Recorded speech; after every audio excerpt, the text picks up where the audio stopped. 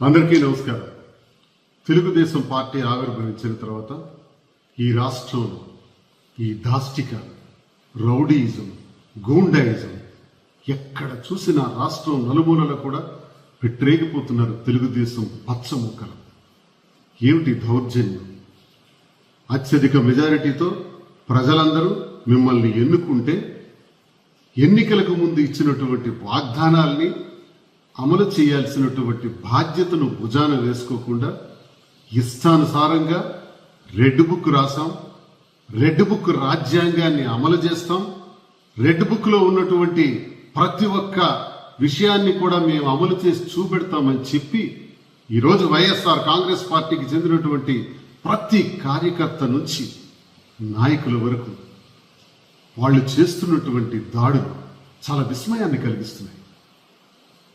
గెలిచిన వెంటనే ప్రతి ఇంటి మీద కూడా వెళ్ళి బాంబులు వేసి టపాస్కాయలు కాల్చి మానసికంగా చాలా ఇబ్బందులకు గురి చేశారు ప్రతి గ్రామంలో కూడా. తదుపరి కాలంలో చాలా మంది పైన దాడులు చేశారు. తెలుగుదేశం పార్టీకి చెందినటువంటి నాయకులకు క్షమాపణలు చెప్పాలి అని చెప్పి వైఎస్ఆర్ కాంగ్రెస్ పార్టీ కార్యకర్తల్ని బంధించి మరి వాళ్ళ కాళ్ళ దగ్గరికి తీసుకెళ్లి వేసుకున్నటువంటి ఏంటి రౌడీయిజం. ఈరోజు నిన్న వెనుకొండలో అత్యంత దారుణంగా రిషీద్ అనేటటువంటి ఓ యువకుడి పైన జిలానీ అనేటువంటి ఒక వ్యక్తి సాయంత్రం 8:30 గంటలకు నడి రోడ్డు పైన 2 చేతులు నరికేసి తల నరికేసి అత్యంత దారుణంగా హత్య చేయడం సభ్య సమాజం అసహించుకునేటటువంటి విధానంగా ఉన్నది ఈ తెలుగుదేశం ప్రభుత్వ పరిపాలన. ఎన్ని రౌడీజం, ఎంతమందిని చంపుతారు, ఎంతమందిని కొడతారు, ఎన్ని ఇళ్ల మీద దాడులు చేస్తారు, ఎన్ని వాహనాలు తగలబెడతారు.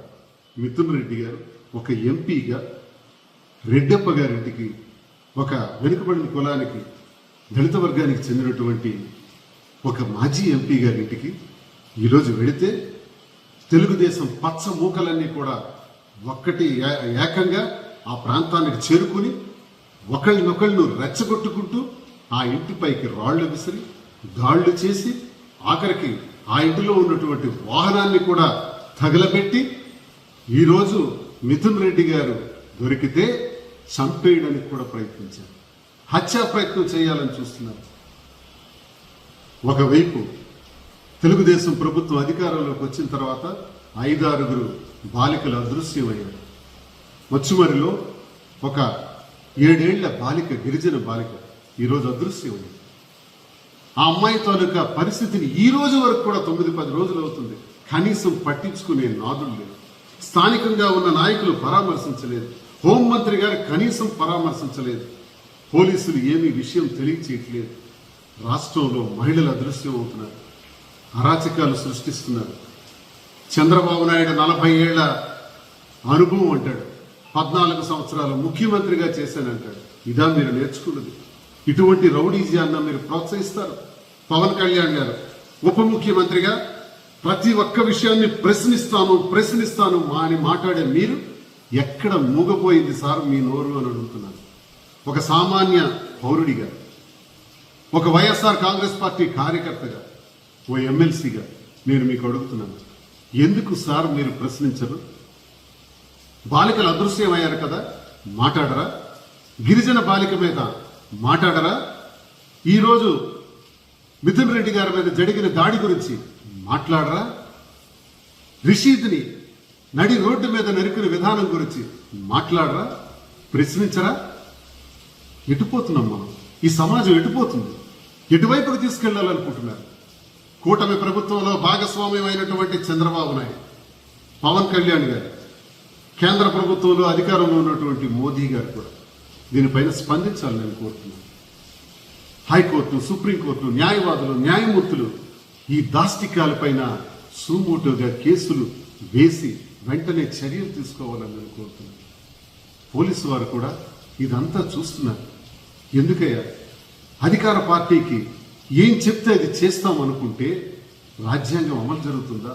చట్టాలని అమలు చేయవలసినటువంటి పోలీసులే ఈ రకంగా ప్రవర్తించవచ్చా? ఇది న్యాయమా? నిన్న రిషీద్ పైన జరిగినటువంటి హత్యకు అది వ్యక్తిగత కారణము అని చెబుతారు. వ్యక్తిగత కారణానికి కారణాలు లేవా? ఆ కారణాలని శోధించరా? ఒకవేళ వ్యక్తిగత కారణంగా ఈ హత్య చేసి ఉంటే జిలాని దీనిపైన చర్యలు ఉండవా? వ్యక్తిగత కారణాలు దీనిపైన మనం పరిగణలోకి తీసుకోమా? ఏంటి కొన్ని నిమిషాల్లోనే ఆ స్టేట్మెంట్లు ఇచ్చి చేతులు దులుపుకోవాలనుకోవటం. ఈరోజు ఒక సిట్టింగ్ ఎంపీ గారి పైన హత్య చేయాలని ప్రయత్నిస్తే, రెడ్డప్ప గారి ఇంటి పైన దాడి చేస్తే, వాహనాలు తగలబెడితే, ఉన్న వాహనాలన్నీ కూడా రాళ్లతో కొట్టి కర్రలతో కొట్టి విధ్వంసం చేసి వాహనాలన్నింటినీ ధ్వంసం చేసేస్తే చూస్తూ ఊరుకుంటున్నారే? పట్టించుకోరే? మీరు ఇలా ఊరుకుంటే ఆఖరికి మీ పైన కూడా తిరగబడతారు. చట్టం మీ చేతిలో ఉంది. చట్టాన్ని నడిపించవలసినటువంటి బాధ్యత పోలీసులందరూ కూడా సీరియస్ గా తీసుకోవాలి. ఇది చూస్తూ తెలుగుదేశం పార్టీ ఆవిర్భవించిందని, తెలుగుదేశం పార్టీ అధికారంలో ఉందని, వారిచ్చిన మాటలన్నీ కూడా మేము అమలు చేయాలన్నటువంటి ఒత్తిళ్లకు లోనైతే ఆఖరికి ఈ దాడులు వైఎస్ఆర్ కాంగ్రెస్ పార్టీ కార్యకర్తలపైనే కాదు, మీ మీద కూడా దాడులు చేసే పరిస్థితులకి ఏమాత్రం వెనుకాడరు ఈ కూటమి ప్రభుత్వం అని నేను తెలియజేస్తున్నాను. ప్రజలందరూ కూడా చూసి ఈ హేయమైనటువంటి చర్యల్ని అసహించుకుంటున్నారు, ఛేదరించుకుంటున్నారు. ఇంత దౌర్భాగ్యమైనటువంటి ప్రభుత్వాన్ని మేము ఎన్నుకోవాల్సి వచ్చిందా? ఎంత తప్పు చేశామని ప్రతి గ్రామ స్థాయిలో కూడా మదన పడుతున్నారు. నేను ఒకటే తెలియజేస్తున్నాను, చంద్రబాబు నాయుడు గారు దయచేసి ఇటువంటి విధ్వంసకాండను వెనక్కి తీసుకోండి. మీరు కార్యకర్తల్ని, వైఎస్ఆర్ కాంగ్రెస్ పార్టీకి చెందినటువంటి వారిని అందరినీ, వైఎస్ఆర్ కాంగ్రెస్ పార్టీకి ఓటేసినటువంటి ప్రజల్ని హింసించాలనుకుంటే, వైఎస్ఆర్ కాంగ్రెస్ పార్టీలో ఒక నాయకులుగా ఉన్నటువంటి మమ్మల్ని కూడా, నన్ను కూడా వ్యక్తిగతంగా ప్రతిరోజు ఫోన్లు చేస్తూ నిన్ను చంపేస్తాం, నీ తల నరికేస్తామని చెప్పి నాకు చాలా హెచ్చరికలు వస్తున్నాయి. ఒకవేళ మీరు చంపేయాలనుకుంటే మా ప్రాణాలు త్యజించడానికి మేము సిద్ధంగా ఉన్నాం.